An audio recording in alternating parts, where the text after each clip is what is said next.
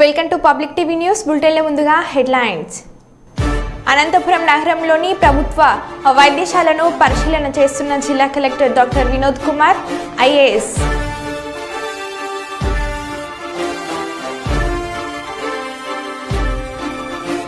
కుప్పంలో వైసీపీకి భారీ షాక్.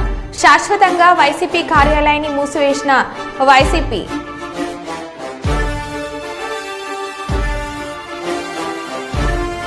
ఒకే రోజు వరుస దొంగతనాలు వరంగల్ నగరంలో.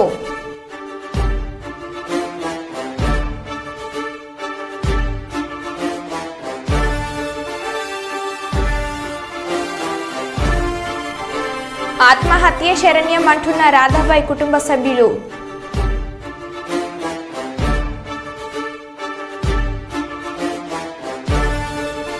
కుల మతాలకు అతీతంగా హజ్రత్ ఇమాం కాసిం అగర్ ఖానా దర్గా.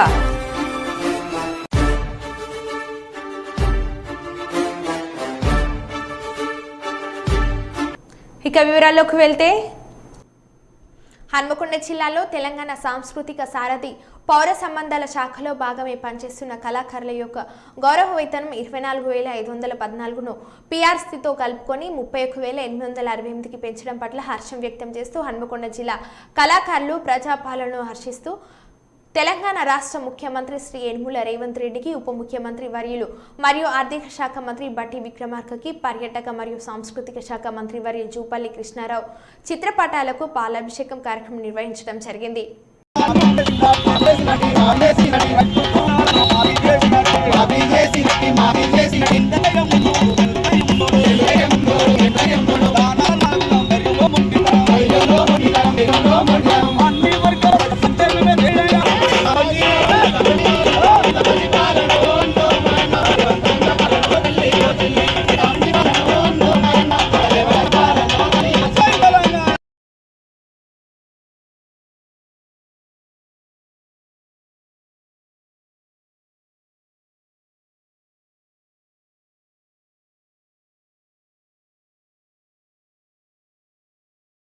అసెంబ్లీలో మహిళా ఎమ్మెల్యేను అవమానపరిచిన సీఎం రేవంత్ రెడ్డికి వ్యతిరేకంగా నినాదాలు చేస్తూ నిరసన తెలిపిన భారత రాష్ట్ర సమితి ఎమ్మెల్యేల బృందం.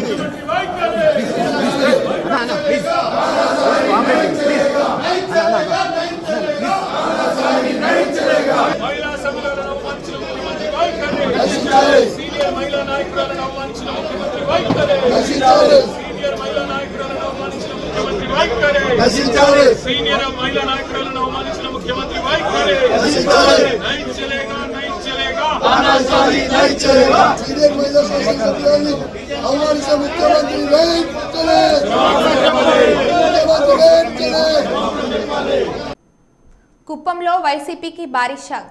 శాశ్వతంగా వైసీపీ కార్యాలయాన్ని మూసివేసిన వైసీపీ. అజ్ఞానంలో వైసీపీ శ్రేణులు, వైసీపీ కార్యకర్తలకు అందుబాటులో లేని YCP MLC Bharat. Kuppam municipal కౌన్సిలర్లతో సహా 4 మండలాల సర్పంచ్లు, ఎంపీటీసీలు భారీగా అమరావతి పయనం.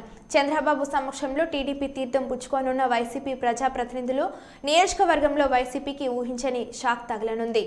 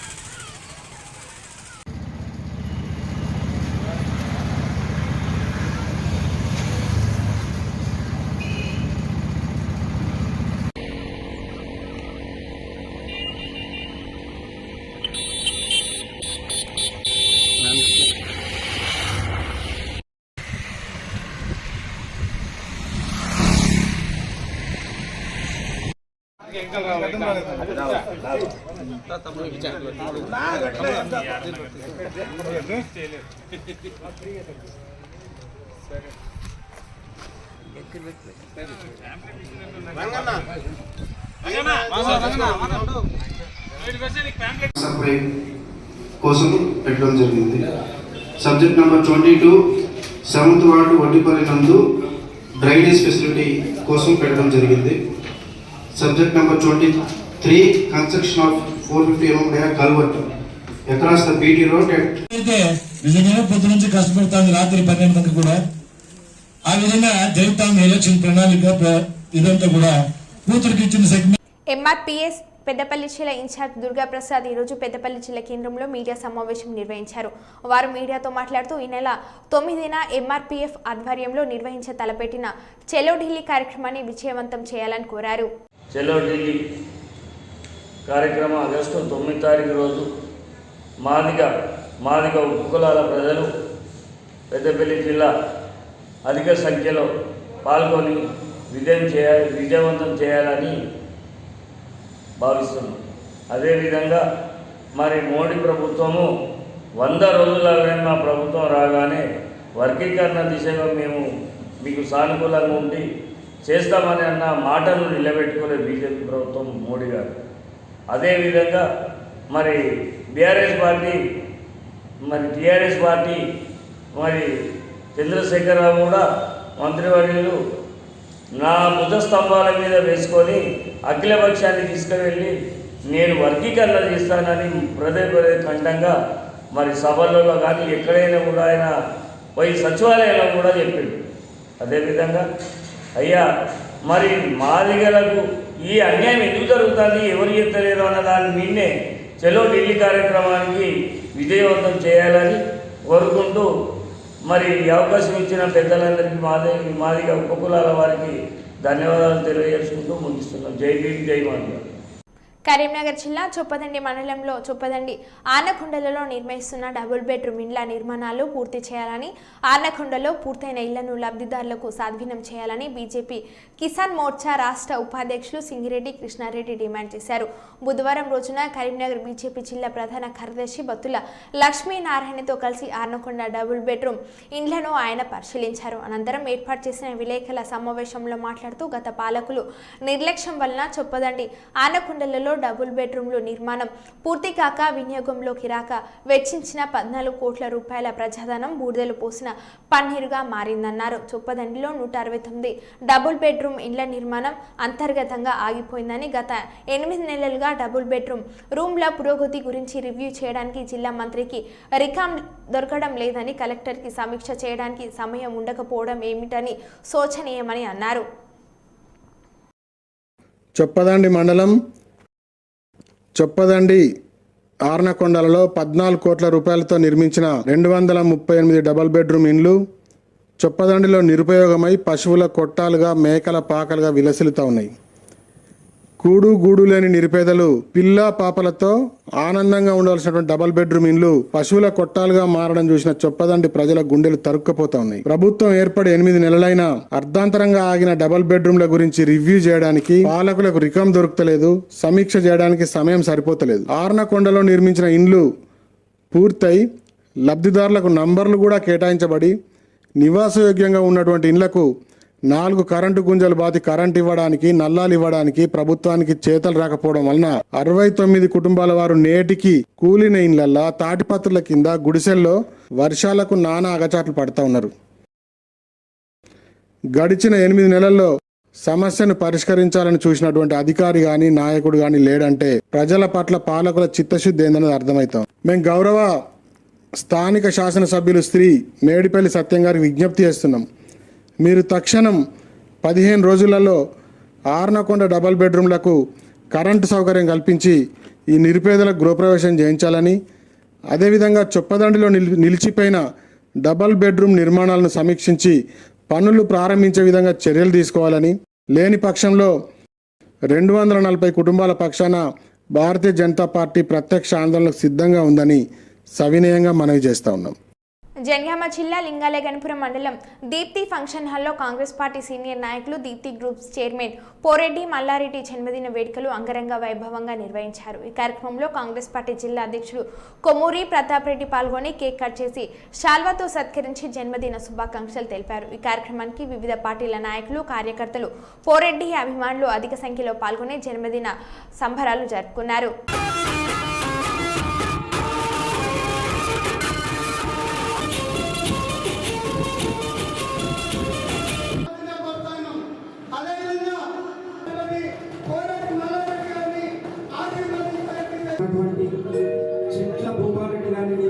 ఆహ్వానిస్తాము.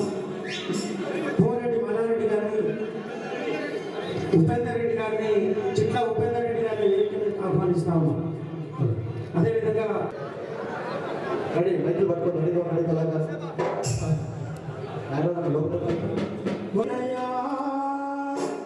మా మల్లన్న పిల్లయ్యా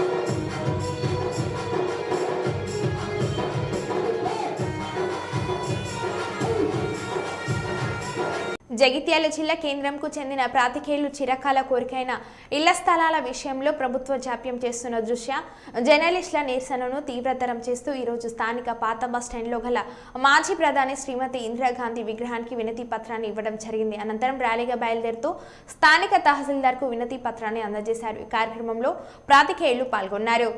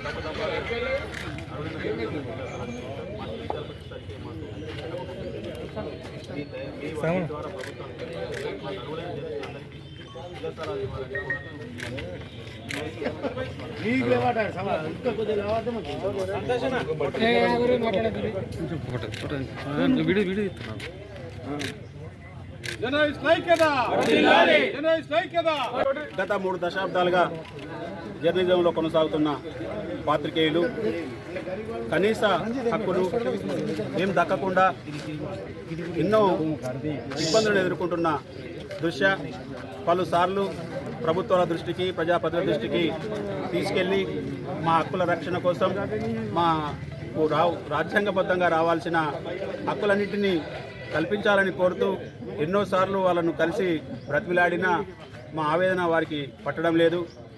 ఈ నేపథ్యంలో అర్హులైన జర్నలిస్టులందరికీ నివేశన స్థలాలు ఇవ్వాలని కోరుతూ ఒక కార్యక్రమాన్ని చేపట్టాలని నిర్ణయించుకున్నాం. ఈ నేపథ్యంలో గత 2 రోజులుగా దఫాలుగా కార్యక్రమాలు నిర్వహించుకొని ప్రభుత్వం దృష్టికి, అధికారుల దృష్టికి తీసుకెళ్లి మన సమస్య పరిష్కరించుకుందామనే ఆలోచనతో మా జర్నలిస్టులంతా ఐక్యంగా ఏర్పడి నిన్నటి రోజున అంబేద్కర్ విగ్రహానికి వినతిపత్రం ఇచ్చి రాజ్యాంగబద్ధంగా మాకు రావాల్సిన హక్కులను కల్పించేలా చూడాలని అంబేద్కర్ విగ్రహానికి వినతిపత్రం అందించి కోరడమైంది. అలాగే 2వ రోజైన ఈరోజు ఇది ఇందిరమ్మ రాజ్యం, ఇది పేదల ప్రభుత్వం. ఈ ఇందిరమ్మ రాజ్యంలో అన్ని వర్గాల సంక్షేమమే ధ్యేయంగా మేము పథకాలను ప్రవేశపెడతాం, అందరికీ న్యాయం చేస్తామని చెప్పేసి ఈ కాంగ్రెస్ ప్రభుత్వం పేర్కొంటున్న నేపథ్యంలో మరి మేము సమాజ హితం కోసం పనిచేస్తున్న జర్నలిస్టులందరికీ రాజ్యాంగబద్ధంగా రావాల్సిన హక్కులన్నింటినీ కల్పించాలని, అది ఈ పాలకులకు మీ కనువిప్పు కలిగించాలని కోరుతూ ఈ ఇందిరమ్మ రాజ్యంలో ఇందిరమ్మ మీరే మాకు న్యాయం చేయాలని కోరుతూ ఈరోజు ఇందిరమ్మ విగ్రహానికి వినతిపత్రం ఇచ్చాం. అలాగే అర్హులైన జర్నలిస్టులందరికీ గత 30 సంవత్సరాలుగా ఇళ్ల స్థలాల కోసం మేము పోరాటం చేస్తున్నాం. మేము మా ఆకాంక్షను చాలామందికి చాలాసార్లు వెలుబుచ్చిన ఆకాంక్షలు నెరవేరడం లేదు. మీ ద్వారానైనా ప్రభుత్వానికి నివేదించి మా అర్హులైన జర్నలిస్టులందరికీ ఇళ్ల స్థలాలు ఇవ్వాలని కోరుతూ ఈరోజు అర్బన్ తహసీల్దార్ గారిని కలిసి వినతిపత్రం ఇచ్చాం. ఈ కార్యక్రమం మా హక్కులను సాధించుకునే వరకు ఈ ఆందోళన బాట పడుతూనే ఉంటాం. ఈ కార్యక్రమాలు జరుగుతూనే ఉంటాయి. మాకు ఇళ్ల స్థలాల మంజూరు జరిగే వరకు ఈ ఉద్యమాన్ని ఆపేది లేదు. జర్నలిస్టులంతా కలిసి వచ్చిన జర్నలిస్టులంతా ఇదే స్ఫూర్తితో ముందుకు సాగాలని, ఈ కార్యక్రమాలను విజయవంతం చేయాలని మనసారా వారందరినీ కోరుకుంటూ ఈ అవకాశం ఇచ్చిన మా పాత్రికేయ మిత్రులందరికీ పేరున ధన్యవాదాలు తెలియజేస్తాను. అసెంబ్లీ సమావేశాల్లో చర్చిస్తున్న మహిళా ఎమ్మెల్యేపై CM Revanth Reddy, deputy CM Bhatti Vikramarka చేసిన అనుచిత వ్యాఖ్యలకు నిరసనగా సుల్తానాబాద్ మండల కేంద్రంలోని అంబేద్కర్ చౌరస్తా వద్ద రాజీవ్ రహదారిపై సీఎం రేవంత్ రెడ్డి దిష్టిబొమ్మ దహనం చేసిన సుల్తానాబాద్ పట్టణ బీఆర్ఎస్ నాయకులు. సుల్తానాబాద్ మండల కేంద్రంలోని అంబేద్కర్ చౌరస్తా వద్ద సుల్తానాబాద్ మాజీ ఎంపీపీ బాలాజీరావు ఆధ్వర్యంలో బీఆర్ఎస్ నాయకులు సీఎం రేవంత్ రెడ్డి దిష్టిబొమ్మ దహనం చేశారు. సీఎం డౌన్ డౌన్ అంటూ నినాదాలు చేస్తూ దిష్టిబొమ్మ దహనం చేసిన అనంతరం బాలాజీరావు, బుర్రా శ్రీనివాస్ గౌడ్లు మాట్లాడుతూ రేవంత్ రెడ్డి, భక్తి విక్రమార్కలు సీఎం, డిప్యూటీ హోదాలో ఉండి మహిళా ఎమ్మెల్యేలపై ఇలాంటి అనుచిత వ్యాఖ్యలు చేయడం సిగ్గుచేటని, సభ్య సమాజం తలదించుకునే విధంగా మహిళా ఎమ్మెల్యేలను కించపరుస్తూ మాట్లాడడం సరికాదని అసెంబ్లీ సాక్షిగా మహిళా ఎమ్మెల్యేలకు క్షమాపణ చెప్పాలని డిమాండ్ చేశారు.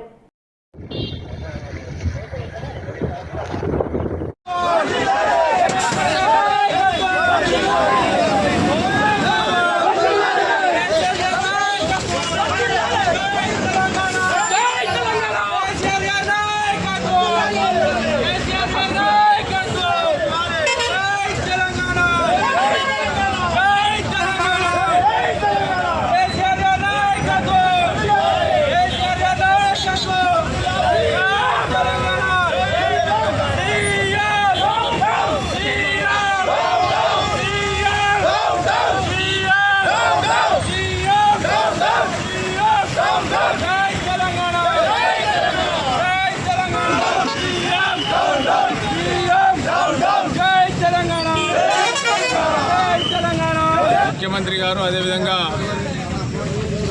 ఉప ముఖ్యమంత్రి గారు తెలంగాణ అసెంబ్లీలో ఏదైతే గౌరవ శాసనసభ్యులు సబితా ఇంద్రారెడ్డి గారు, అదేవిధంగా సునీతా లక్ష్మారెడ్డి గారి మీద మరి తీవ్రమైనటువంటి వ్యాఖ్యలు చేసినందుకు నిరసనగా మరి ఈరోజు సుల్తానాబాద్ మండలంలో, అదేవిధంగా పట్టణం మండలం నుంచి నాయకులందరూ కూడా నిరసన వ్యక్తం చేసినారు. అదేవిధంగా సీఎం గారి యొక్క దిష్టిబొమ్మ కూడా దగ్ధం చేసినాము. ఒక విషయం పూర్తిగా అర్థం చేసుకోవాల్సిన అవసరం ఉన్నది.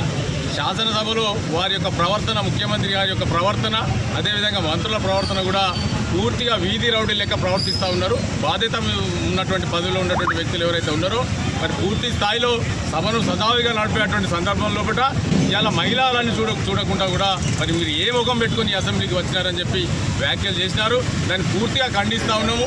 అసెంబ్లీలో సంబంధించినటువంటి ఏ విషయమైనా ప్రతిపక్షాలను గొంతు నొక్కేటువంటి ప్రయత్నం చేస్తూ ఉన్నారు. బీఆర్ఎస్ పార్టీ నాయకులు పూర్తి స్థాయి చర్చలో పాల్గొని అన్ని విషయాలు మరి ప్రజలకు తెలియజేసిన సందర్భంలో వారి యొక్క గొంతు నొప్పుకుంటూ అదేవిధంగా మహిళల పట్ల కూడా ఈ విధంగా ప్రవర్తించడం శోచనీయం. దీన్ని పూర్తిగా మేము ఖండిస్తూ ఉన్నాం.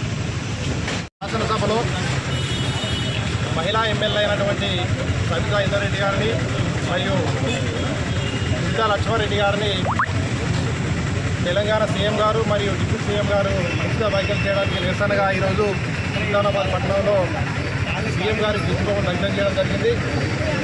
తెలంగాణ నిండు సభలో ఒక మహిళా ఎమ్మెల్యేకు జరిగినటువంటి అవమానం చాలా శోచనీయం. వారి యొక్క తెలంగాణ ప్రభుత్వం ఉన్నటువంటి మహిళలకు ఇచ్చే గౌరవం పూర్తిగా ఉండే అర్థమవుతుంది. రానున్న రోజులలో కూడా మహిళలకు పట్ల ఈ ప్రభుత్వం ఎలా ప్రవర్తిస్తుందో ప్రజలంతా గమనిస్తున్నారు. ఇంద్రారెడ్డి మహిళలపై మన ముఖ్యమంత్రి గారు అనిశ్చిత వ్యాఖ్యలు చేశారు కాబట్టి దానికి నిరసనగా మేము ఈరోజు కుప్పం నియోజకవర్గ గుడిపల్లి మండలం గుండ్లసాగర్ గ్రామానికి చెందిన ఈశ్వరరావు కుటుంబ సభ్యులతో సహా ఆత్మహత్య చేసుకోవడమే శరణ్యమని ఆవేదన చెందారు. బుధవారం నాడు కుప్పం మండలంలో జరిగిన ప్రజా సమస్యల పరిష్కార వేదిక ద్వారా తమ సమస్యలను చిత్తూరు జిల్లా కలెక్టర్ దృష్టికి తీసుకువెళ్లడం జరిగింది. ఈ సందర్భంగా రాధాబాయి కుటుంబ సభ్యులు మాట్లాడుతూ తమ కుటుంబం గుండ్లసాగరం గ్రామ పంచాయతీ పరిధిలో గత 10 సంవత్సరాలుగా జీవిస్తున్నామని తెలిపారు. ఎంతో ఆనందంగా సాగుతున్న వారి కుటుంబంలో గత 5 సంవత్సరాలుగా అలజడి మొదలైందని అన్నారు. తమ ఇంటి నిర్మాణ పనులలో భాగంగా కుప్పం పట్టణం అనమిఘానిపల్లి ప్రాంతానికి చెందిన ఆర్ముగం తమకు పరిచయమైనట్లు తెలిపారు. ఇప్పటికే తన భార్య రాధాబాయి పంచాయతీ సెక్రటరీగా విధులు నిర్వహిస్తున్నారని ప్రభుత్వ ఉద్యోగిగా మంచి జీతభత్యాలు అప్పటికే తన భార్య రాధాబాయి పంచాయతీ సెక్రటరీగా విధులు నిర్వహిస్తున్నారని ప్రభుత్వ ఉద్యోగిగా మంచి జీతభత్యాలు తీసుకుంటూ ఉద్యోగం చేస్తున్న తన భార్యను ఆర్ముగం లోబపరుచుకొని అక్రమ సంబంధం పెట్టుకున్నట్లు ఆరోపించాడు.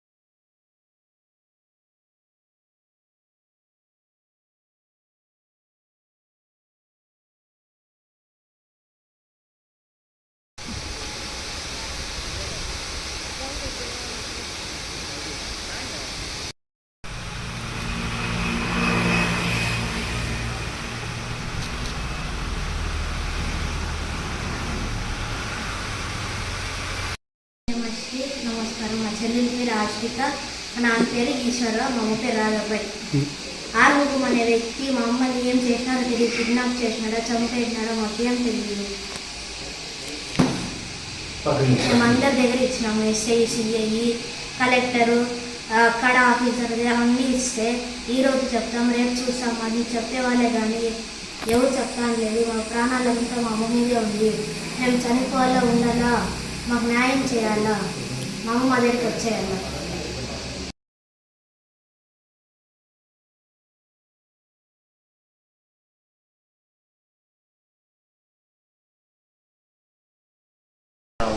మా భార్య పేరు రాధాబాయి. ఆర్ముగం వ్యక్తి పిలుచుకొని పోయి ఏం చేసిందారో తెలీదు. మేము కంప్లైంట్ ఇచ్చిందాము. ఎస్ఐ, డిఎస్పి, కలెక్టర్ అంతా ఇచ్చిందాము.